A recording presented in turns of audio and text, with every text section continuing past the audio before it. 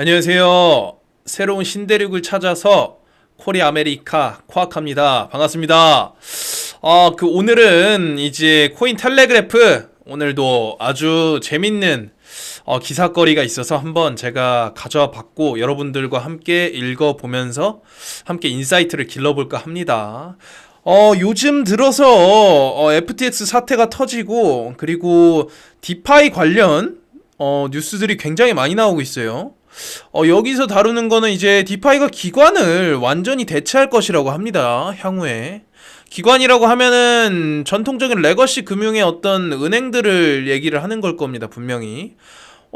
결국에는 탈중앙화된 어떤 예금 서비스, 대출, 자산군의 어떤 서비스를 제공하는 업체들이 결국에는 문을 닫고 어떤 탈중앙화된 그런 분산화된 중간 매개체가 없는 그런 업체들이 앞으로 떠오를 것이다. 뭐 그런 의미 같아요. bit고의 CEO이자 공동 창립자인 마이크 벨시는 분산형 금융이 자동화된 마켓 메이커와 같은 사례를 통해 어떻게 전통적인 금융을 파괴할 것인지 설명합니다.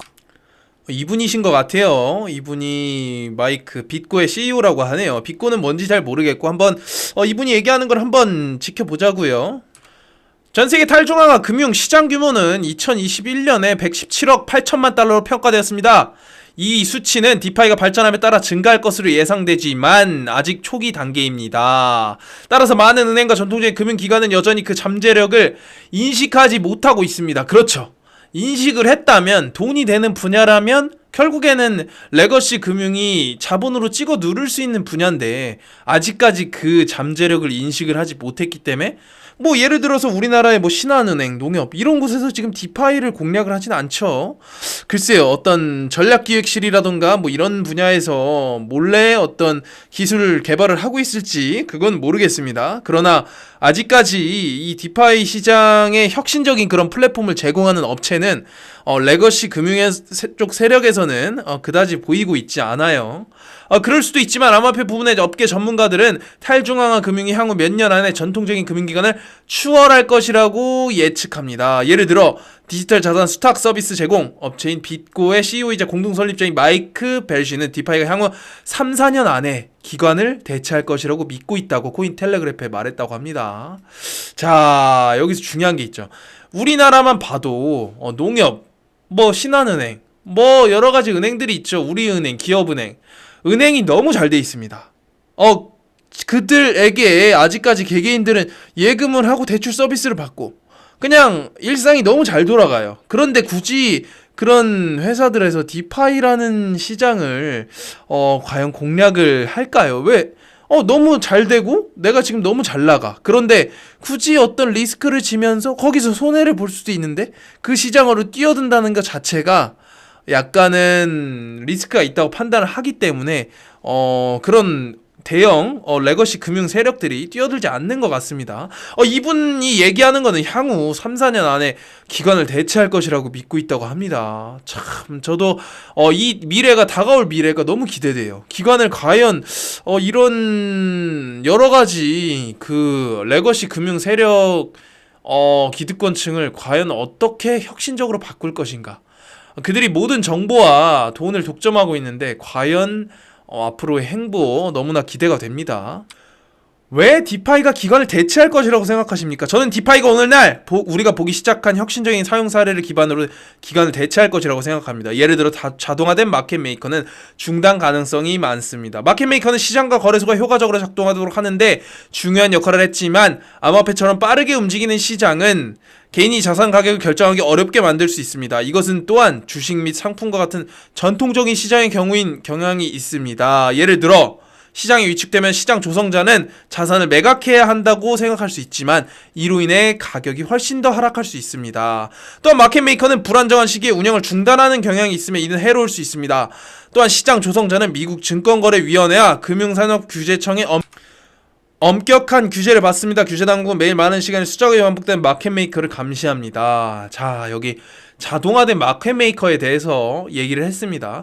중단 가능성이 많다는 것을 이유로 좀 들었는데 여기서 얘기하는 게 이제 어떤 이런 기관, 어떤 규제를 하는 기관들이 개입을 하게 됐었을 때의 어떤 그런 불합리성에 대해서 얘기를 하고 있는 것 같아요. 그런데 결국에 어떤 덱스를 혹시 사용하신 분들이 있을지 모르겠는데 덱스를 사용하시다 보면은 아마 느끼실 겁니다. 이거는 정말 탈중앙화 되어 있구나. 어떤 시스템, 정해놓은 알고리즘에 의해서 가격과 어떤 거래가 성사가 되고 그로 인한 개개인들이 굳이 어떤 중앙화된 거래소에서 뭔가를 거래하는 것이 아닌 정말로 탈중앙화된 곳에서 개인과 개인, 피어 투 피어가 뭔가를 토큰, 코인을 거래할 수 있는 어떤 비트코인의 어떤 본질적인 가치죠.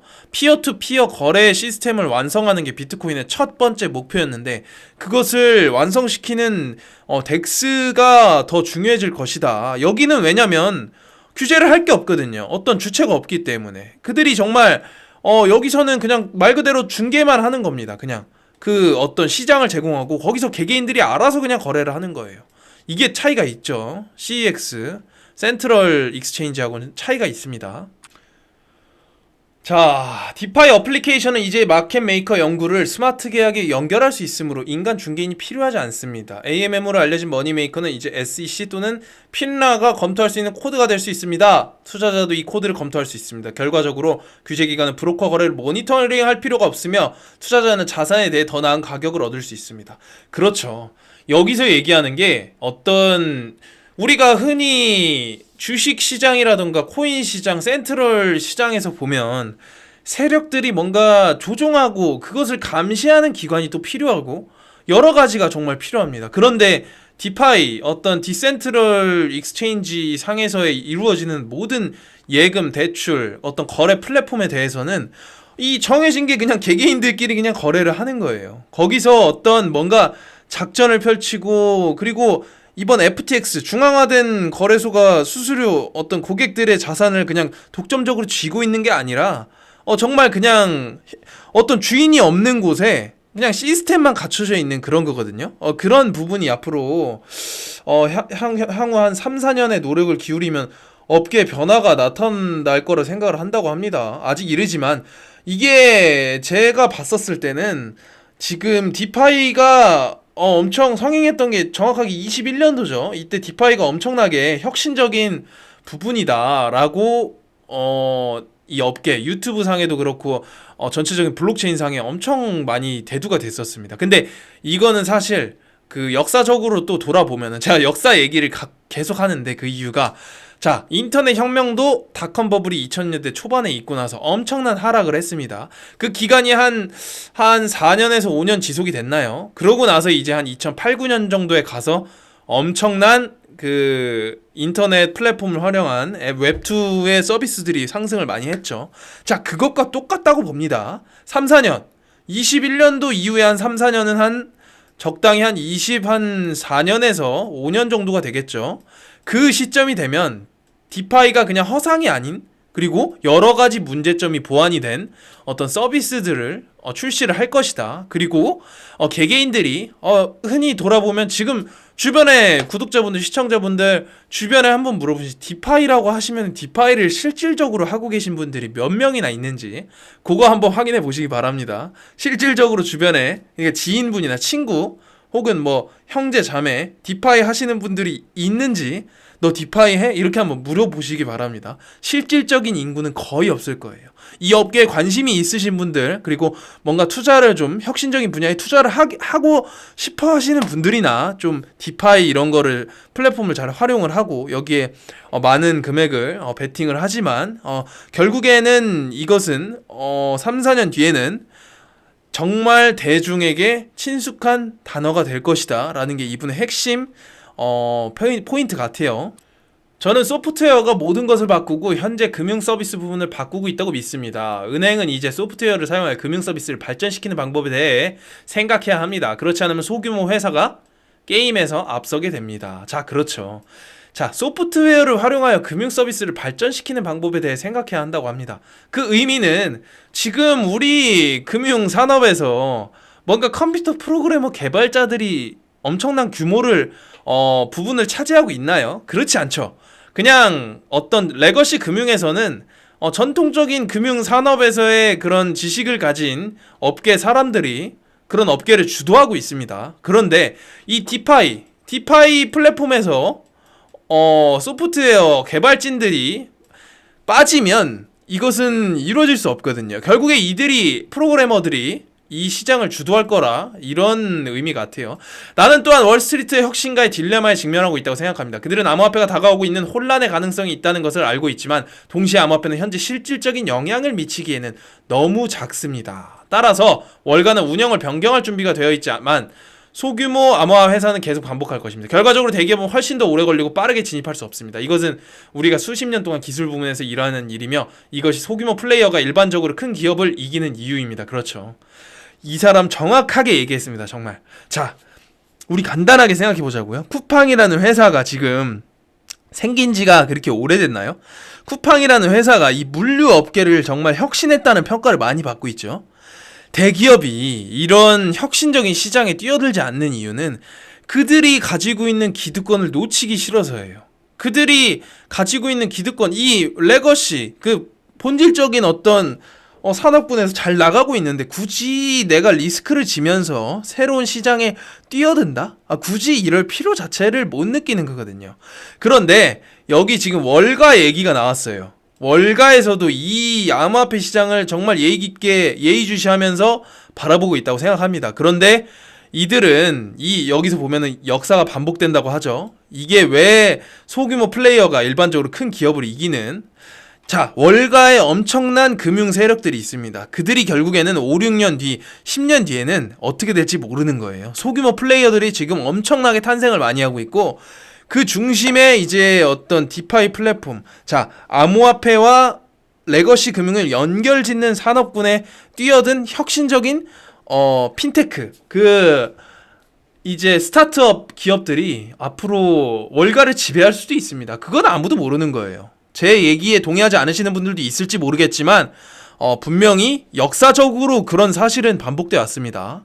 소규모 회사들이 대기업을 이기는 그런 현상들을 정말 많이 봐왔습니다. 레거시 금융에서도 그런 부분은 많이 목격을 했습니다. 앞으로 이 암호화폐 시장에서도 그런 부분이 아마 많이 대두가 되지 않을까 싶습니다. 자, 여기서도 나와요. FTX 이후에 디파이가 결함을 극복하면 주류가 될 수 있다고 합니다. 자, 여기는 FTX의 어떤 중앙 집중식 플랫폼의 붕괴로 투자자들은 이 탈중앙화 거래 플랫폼으로 옮겨갔다고는 하는데, 자, 이렇게 얘기한 프리샨트 자라는 사람이 어떤 이 일련의 사태를 보면서 디파이의 위대함을 이분도 직감을 하신 거예요.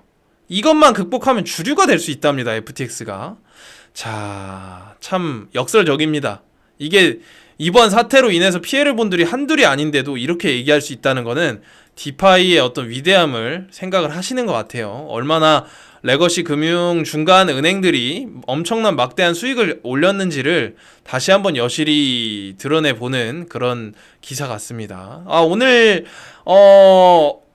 제 영상이 어떻게 많은 도움이 되셨는지 모르겠는데 개인적으로 오늘 영상이 여러분들의 투자 인사이트를 기르는데 많은 도움이 되셨기를 바랍니다. 이렇게 코인 텔레그래프라는 그 플랫폼의 기사를 읽는 게 저는 정말 많은 도움이 된다고 생각합니다. 이 우리나라에 국한된 그 뉴스 기사는 약간 한정적이라고 생각을 해요. 왜냐면 코인이라는 것 자체에 약간 금융 세력들이 해외에서 영어를 쓰면서 활동하는 경우가 많기 때문에 제가 코인 텔레그래프를 주력으로 기사들을 많이 다루는 거고, 그 중심에 있는 어떤 핵심 포인트를 잘 짚어서 투자 인사이트를 많이들 기르셨으면 좋겠습니다.